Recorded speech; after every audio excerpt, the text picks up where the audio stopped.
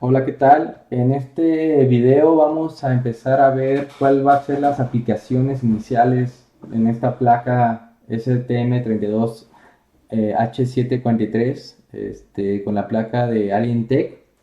Bien, lo primero que quiero o que hice fue configurar el USART. Esto es porque este periférico USART es muy utilizado para depuración y parece ser que es el favorito de muchos programadores para empezar a debuguear algún programa, ¿no? Si no se tiene el conocimiento adecuado del IDE o no se quiere debuguear por medio del IDE o cualquier otra razón que ustedes gusten, el USART es un buen método para debugueo. Es invasivo, es lento, pero nada que no pueda arreglar, ¿no? Cuando estamos depurando, pues realmente no ocupamos que sea totalmente rápido, ocupamos simplemente que los valores que estamos obteniendo sean los correctos. Entonces, por eso que mucha gente utiliza el USART como su primer periférico inicial y está muy bien eso. Bien, entonces, este primer programa es muy sencillo, pero lo que lleva atrás de este programa no fue tan sencillo, no es tan trivial, ¿de acuerdo? Primeramente tuvimos que conocer todos los periféricos internos del core, del M7, y tuvimos que conocer también los periféricos de reloj del microprocesador internamente. Les voy a dar una pequeña introducción sobre a qué me estoy refiriendo.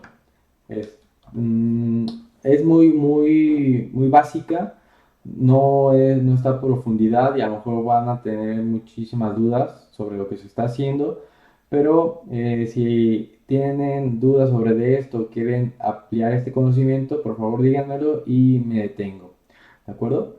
Entonces, vamos a ver.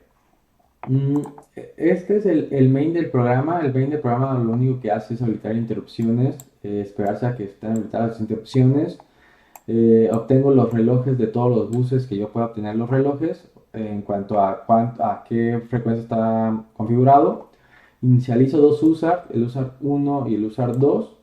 Esa es una pequeña interfaz que yo utilizo para indicarle qué USART quiero utilizar para la interfaz que no tiene ningún número posterior. Y activo o configuro mi SysTick como cada 10 microsegundos.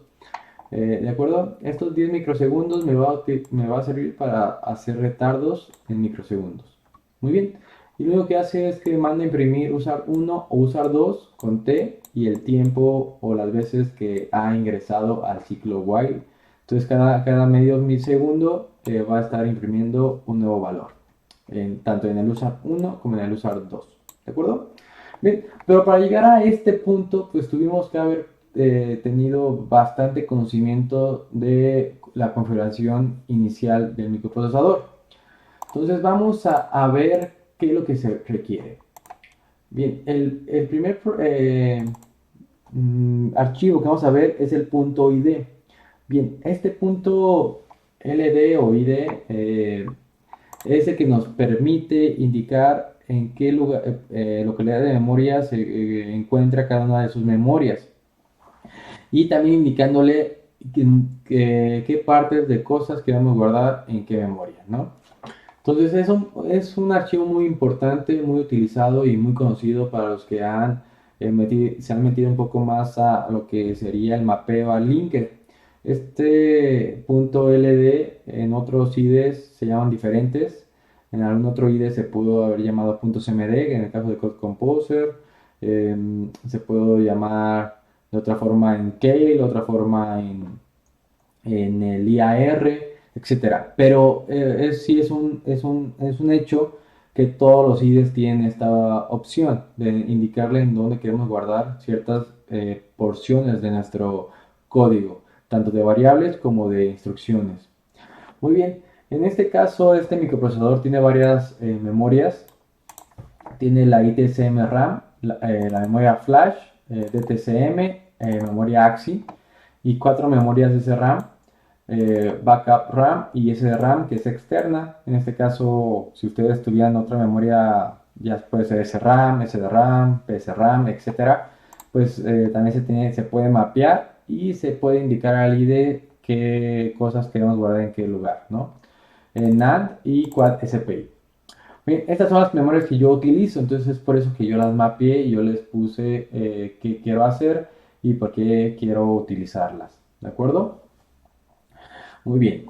Entonces, aquí vamos a ver un punto importante. Yo puedo dividir las memorias tanto en las partes que yo quiera, simplemente con que esté el punto es más que necesario. Es decir, que el procesador las reconozca esas direcciones y pueda accesar a ellas, los va a poder guardar ahí y voy a poder accesar dependiendo de qué va a ser, si ejecutable o solamente lectura. Muy bien. Entonces, aquí simplemente quiero indicarles para qué voy a utilizar cada una. ITCM, RAM y SR lo voy a utilizar para guardar los vectores de interrupción y las rutinas de interrupción.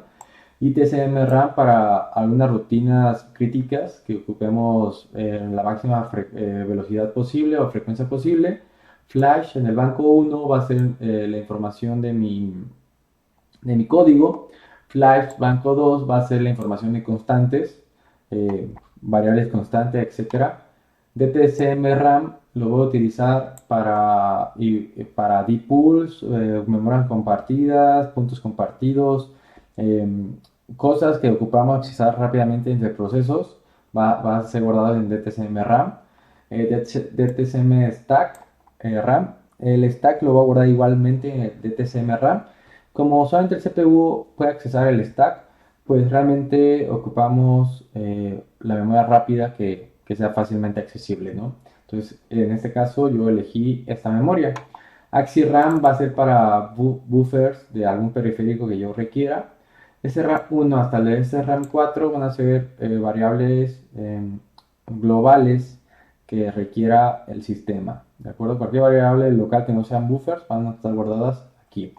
Acá RAM, aquí aún no tengo implementado nada. Ese de RAM de igual forma van a ser buffers, más que nada para la pantalla y para la cámara. Ese de RAM heap va a ser por si quiero o necesito memoria dinámica. Como mi última aplicación base para procesamiento digital de imágenes, pues ocupo un heap considerablemente alto. Entonces, la única alternativa es guardarlo en ese RAM. NAND y Quad SPI van a ser igualmente para constantes. Nada ejecutable y no voy a ejecutar código en ninguna de las dos. Muy bien, no me voy a meter a todo lo que viene aquí abajo, pero simplemente con que sepan que todo esto que está aquí de código que ven ustedes es para yo poder indicarle al linker en donde yo quiero ciertas porciones de información que yo quiero en un lugar específico, ¿de acuerdo? Eh, lo que no tengo que, si yo no le indico nada a mi linker de que alguna información, ya sea función, ya sea constante, ya sea una variable, etcétera, no le indico en qué posición o localidad de memoria lo quiero, lo va a guardar en ese RAM 1 o en el banco 1. Esto es porque así yo lo configuré. Si yo quisiera indicarle que alguna variable lo guarde en un diferente lugar, hay que utilizar un pragma que vamos a ver más adelante. Muy bien. Entonces, después de este, el otro archivo importante es el punto .s, el startup.s que está en el ensamblador y aquí lo que hace es, ok, ya en el punto LD le indicamos en dónde va a guardar el linker las cosas. Pero el microprocesador ocupa saber en dónde están esas cosas. ¿Por qué? Porque en la inicialización del microprocesador, después de un reset on power on, lo que hace es un bootloader, es cargar, bootearse a sí mismo y decir, ok, ocupo esta información en esta localidad de memoria y empieza a copiar información. Esto es lo inicial del bootloader y también ocupa habilitar ciertas cosas y configurar ciertas cosas como es su reloj, por ejemplo, ¿no? Entonces, eso se hace en el punto S. También aquí está hecho o involucrado el vector de interrupciones. Entonces, es un archivo muy importante y hay que empezarlo a utilizar. Bien, todas estas definiciones de variables es para cada una de las localidades o cosas que se hicieron en el LD. Entonces, lo único que vamos a hacer aquí es indicarle que existen esas variables, el linker las inicializará y dirá al microprocesador en dónde están localizadas, dónde empieza, dónde termina, y después de eso va a empezar a hacer un copiado de información. Ok, entonces el primer punto es que nosotros vamos a ingresar al reset handler, que es el punto inicial después de que nosotros ejecutamos un power on o ejecutamos un reset al microprocesador. Entonces guardamos primeramente el stack, indicándole aquí con esta variable donde va a estar el stack inicial. Vamos a configurar la memoria.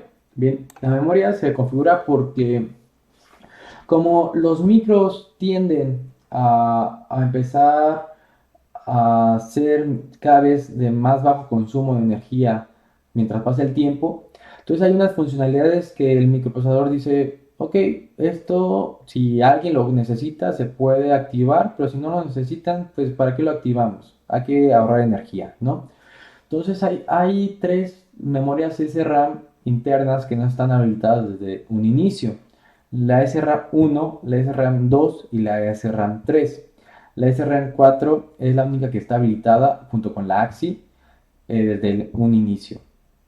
Entonces, como yo quiero guardar la SRAM 1, toda mi información de todas mis variables globales que existen, tanto inicializadas como no inicializadas, yo tengo que activarla desde un inicio, desde un principio. Antes de cualquier cosa tengo que activar esas memorias. Entonces, rcc-vm init lo que hace es inicializar el core para que pueda activar esas memorias RAM. ¿De acuerdo? Entonces vamos a verlo rápidamente. Entonces, debe estar en RCC. Entonces, este es RCC-mem init. Entonces, lo único que hago es habilitar tanto SRAM 1, 2 y 3 para yo poder copiar la información de forma correcta y no me mande ninguna excepción a algún memfaul falla de memoria. ¿De acuerdo? Entonces, todo lo que sigue después de esto es el copiado de información que yo voy a hacer, ¿no? Todo lo que está inicializado voy a copiar la información para que se guarde en RAM. Todo lo que está en flash, que ocupo que se guarde en RAM, aquí en este punto lo va a hacer. Muy bien, entonces me voy a bajar un poco más hasta que pase toda esta inicialización de las memorias.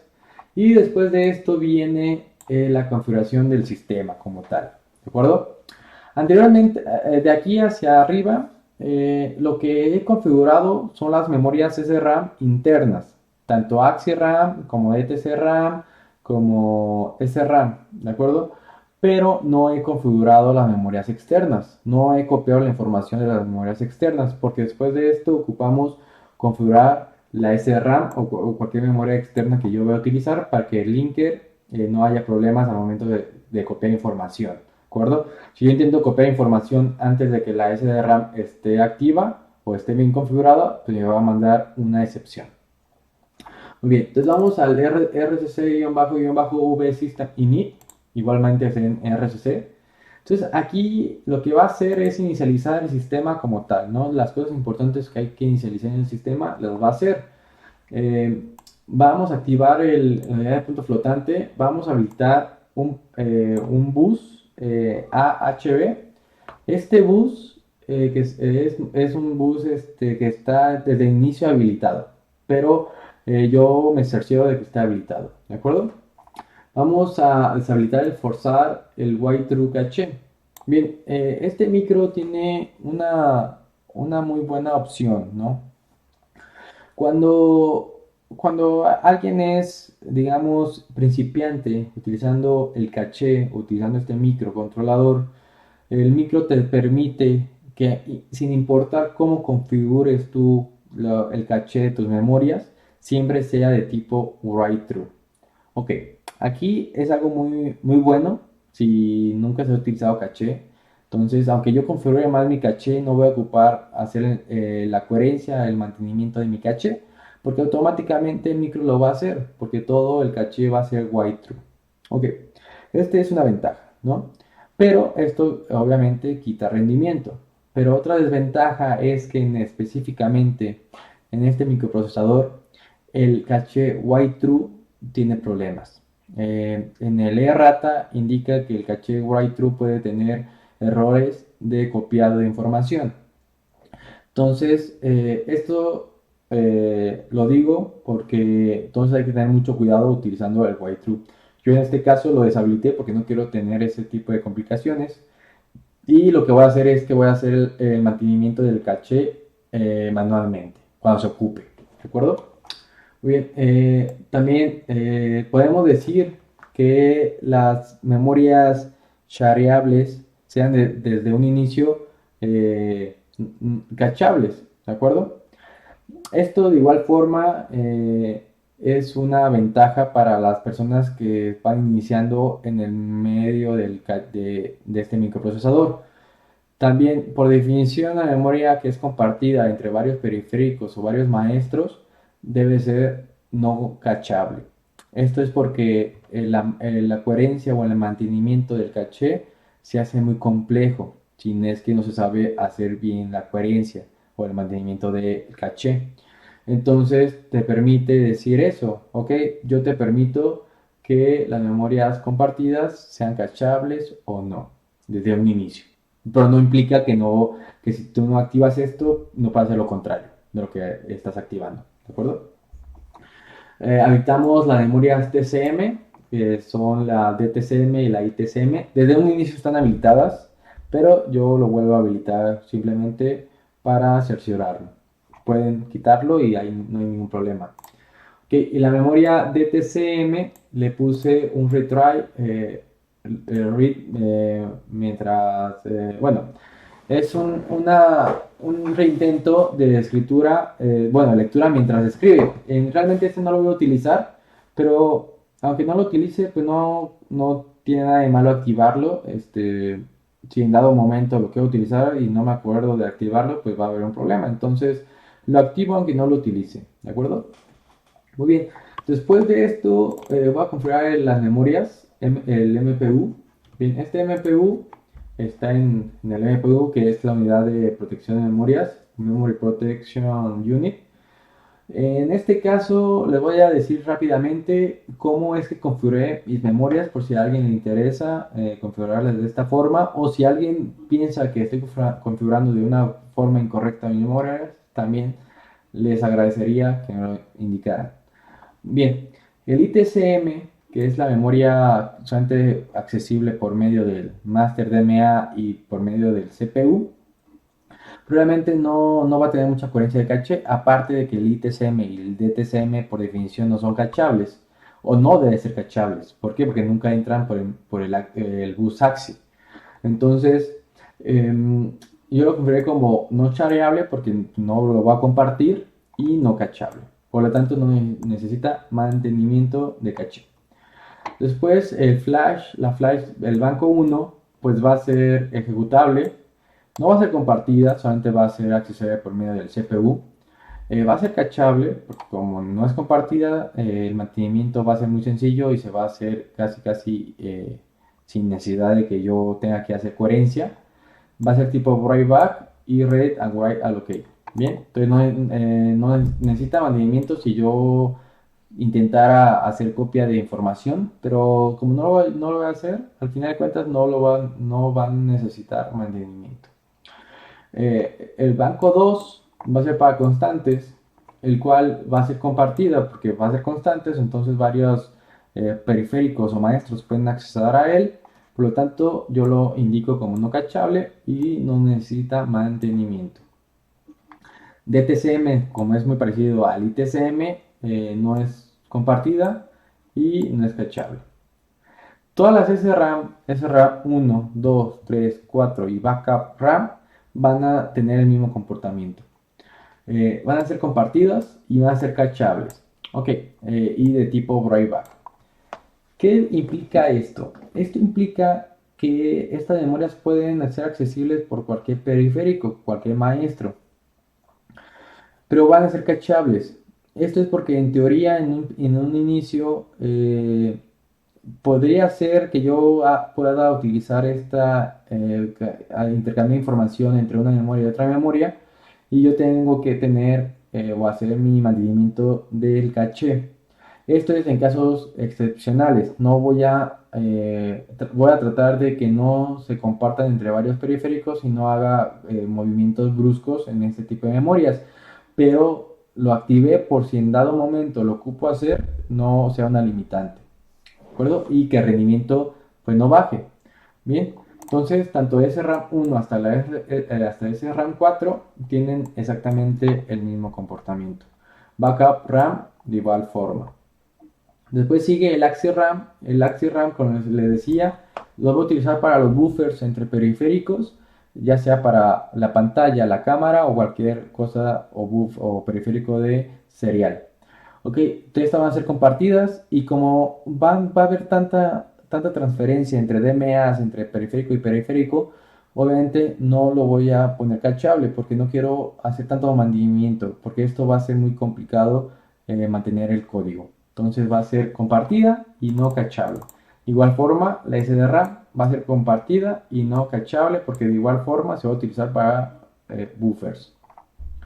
Okay, la NAND Flash y la Quad SPI van a ser para constantes, por lo tanto van a ser compartidas y no van a ser cachables porque realmente tampoco no puedo escribir a estas, ¿no? Entonces, hasta aquí queda.